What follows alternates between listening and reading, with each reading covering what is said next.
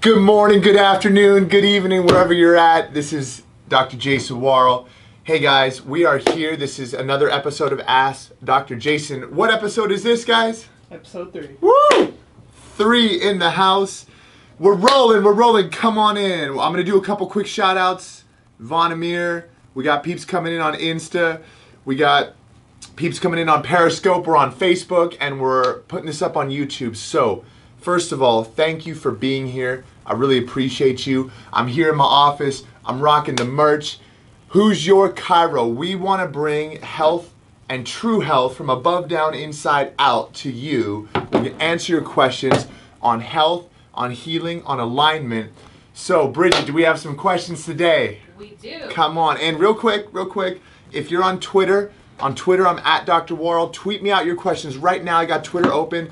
Last week we didn't have Twitter open, so we couldn't answer your questions, but now we can. Let's roll. What do we got, Bridge? Okay, Andrew wants to know, do you need to be in pain to get treatment? Woo! Okay, Andrew wants to know. Now, Andrew, when people come in, most people go to a chiropractic office, to a chiropractor, when they're in pain. But truth is that pain is a symptom. It is rarely actually the problem.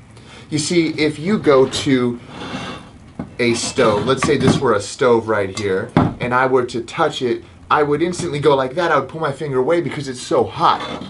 The problem is not the pain. The pain is a signal letting me know, get your hand off the stove so your skin doesn't burn. Okay, your body doesn't burn. So although pain is a great indicator that there's something wrong, dealing with a problem when you're already in pain is called crisis care, and that's okay. We help a lot of people out with their crisis care. But dealing with a problem when it's sub-threshold, the pain hasn't hit yet, is wonderful. It's like being proactive with your finances. It's like being proactive. Oh, write this down. What is your biggest inspiration as a chiropractor? There we go. We got another question from Ann Lavery. Thank you. Keep sending those questions. Do you do the vlog? There's another one. Ooh, you guys are going to have to write them down. That's from Anastosky. Okay, it's like being proactive in your marriage. Yesterday I went on date night. Thursday night, man, Italian food with the wife. Amazing. Proactive to take care of my lady before a problem arises. So no, you don't have to be in pain to see a chiropractor. What we do is we check for subluxation or spinal misalignment. If there's a subluxation, it creates a disconnect brain to body. It's exactly like having a weak cell phone data signal. Your phone still works, it's just not at full power. So we align spines and minds, we get you connected, body and mind, full function. Thank you for the question, Andrew. Okay, next question, please. Next question. Many physiotherapists shy away from chiropractic care. Why is that? It's a great question. All right.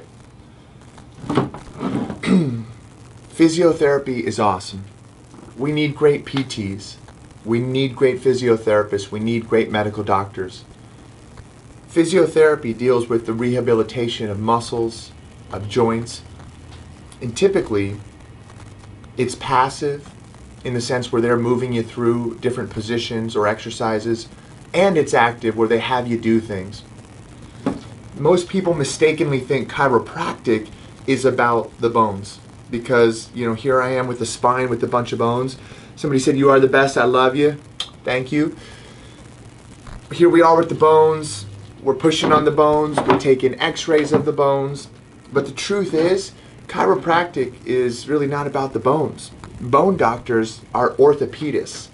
They saw bones, they screw bones together, they cut bones. We're really what you call neuromusculoskeletal doctors, but chiropractic is really more about the brain. Because watch this. If you have a tight muscle in your spine, or in your leg or your arm or anywhere, why does that muscle get tight? That muscle gets tight because the brain tells it to. So if your spine is out of alignment, the muscle is what pulls it out of alignment, yes, but what controls the muscle? It's the nerves. And the nerves are controlled by the brain. So your brain actually is receiving sensory input, is memory retaining it, and then motor expressing in accordance with what it needs you to do to survive at your optimal level. Okay, so why do physiotherapists and chiros, what was the question again? Shy away from chiropractic care. Got it. Well, for number one, we help a lot of people, and I think that some professions may be intimidated by that. Number two, I refer to PTs when necessary. I don't have any issue or problem with them myself. I think that when two professions may be ignorant of what the other one does, they see them maybe as competition, but in actuality, we really do two different things. If somebody injures their wrist, and they're injured so badly that they have to learn how to use the muscles again, I don't have the time for that in my office.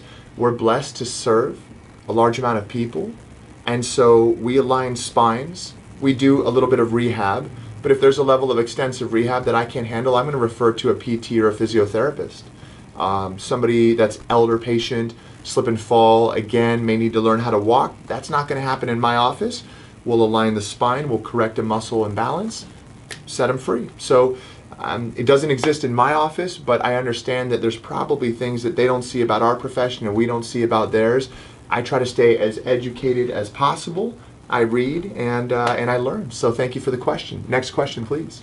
When you crack your spine yourself and try to put it back in place and you do it wrong, what can happen? Come on. And really quick, if you write down, is it hard to be a chiropractor? Okay. And we're going live on Periscope again. We got bumped off. Let me just put that in. And here we go, here we go. It's only 11 minutes on the camera. What's that? It's 11 minutes of footage on the Okay. camera. Got it, got it, got it. Thank you. Okay, we're struggling a little bit with Periscope. Pull it together, Periscope. All right, is it hard to be chiro? And one more time, Bridge, the question, sorry? When you crack your spine yourself and try to put it back in place, but you do it wrong, what can happen? Brilliant. Okay, this is a pretty short answer. So when you pop your spine, we've been over this one a couple times, but I'll go over it as much as necessary. When you pop your spine, what's happening is this. One vertebrae is subluxated, it's stuck, it's out of alignment, it's irritating the nerves. You know it's stuck, your body subconsciously knows that, so you feel the urge to move or pop your spine, whether it's your neck, your lower back, anywhere, and what happens is you're moving the ones above or below it too much. So what that does is it stretches the ligaments that hold the bones together, and what happens is it stretches the ligaments, and over time, if you don't get it corrected, you're going to feel the need to do it more and more and more and more frequently, all the while stretching the ligaments and possibly spurring degeneration. So get to a chiro. Thank you for the question. Next question, Bridge. Tommy wants to know, how do you relieve heartburn? How do you relieve heartburn? All right, Tommy, so I am not a gastroenterologist, but I will tell you a couple of things. Number one, heartburn is usually, in my clinical experience, from not enough acid rather than too much. What oftentimes happens, I've seen this clinically, is you've got somebody that is subluxated in their mid-thoracic spine. These nerves come out and they go to the stomach. The stomach's not getting the proper signals to and from the brain. And then what happens is the hydrochloric acid is not getting produced in adequate amounts. The person is eating. The food in a matter of minutes will rot, create bacterial acids that will give somebody indigestion or acid, and then they may take a Tums to relieve it. And what's happening is they're getting a temporary relief and then it comes back with a vengeance. And so many times, not always, but many times, there's not enough acid, and that oftentimes can be from poor nerve flow. It could be from poor diet.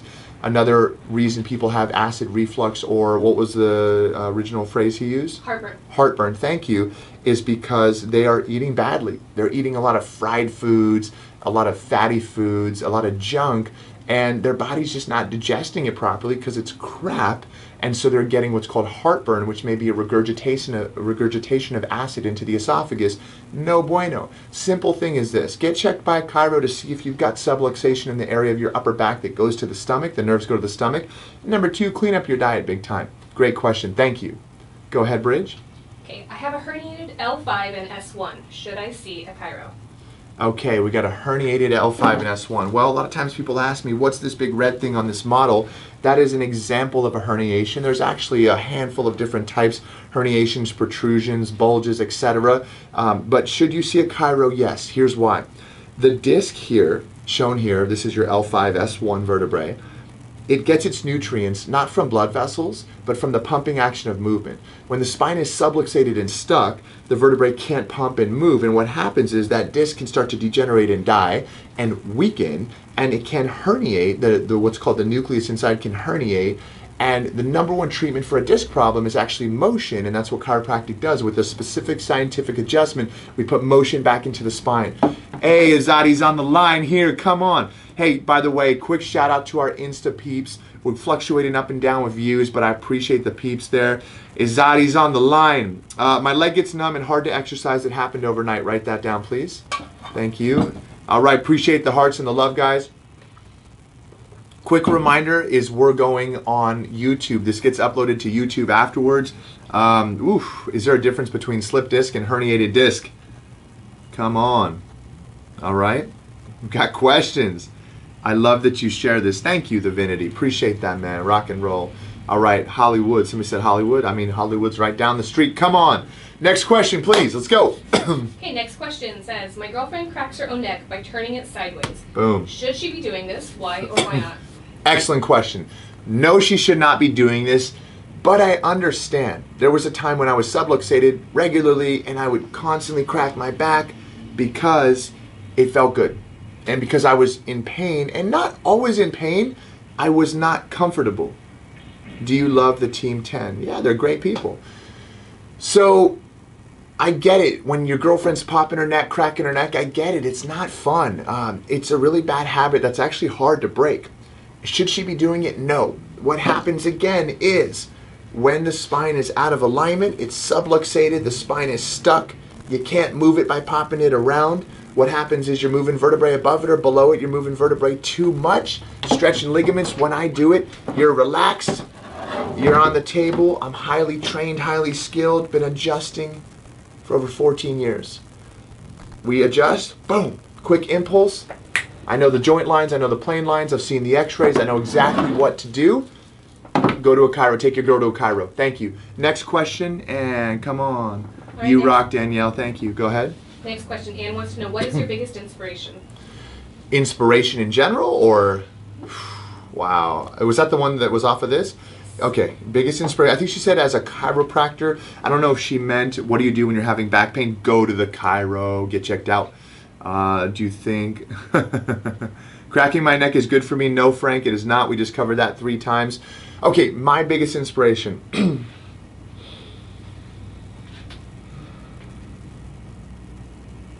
I don't think there's one biggest inspiration.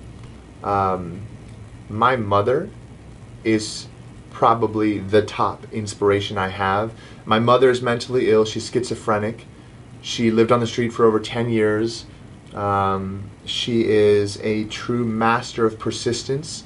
She is an incredibly beautiful, bright soul who has suffered with mental illness for years and years and years, in and out of hospitals, in and out of jails because she was mentally ill and she shouldn't have been there, but she was, and is living in transitional housing, but is recently missing. My mother's actually missing. Nobody knows where she is. Her undying heart, her undying spirit, she taught me so much how to love, how to respect other people, to always work hard, work hard, work hard, show up, be the first one, be polite, be respectful. I would say my mother is my biggest inspiration to impact and influence others and to love others. People come here. We just had an 85-year-old lady start care today. People come here and they're just taken by how much love we show. We had 2 gentlemen fly in from Jalisco, Guadalajara, Mexico, just this week, just to see me. Blessings. People are taken by how much love we give. And it's not just me, it's my team. So like attracts like. That's the team right there. Can I have a shout out? AGMC Dade, what up? Okay, got it. Okay, we're going to keep going here. We got a couple more questions, then we're going to roll. Let's go. What do we got? Is it hard to be a chiro? Boom! Is it hard to be a chiro? I'm going to tell you the truth. It is kind of hard to be a chiro, actually. It's really not about size. I happen to be 6'4". I happen to be a big dude with massive hands. But I've had some amazing rocking adjustments from little dudes, from little women. It really just takes a skill and a finesse.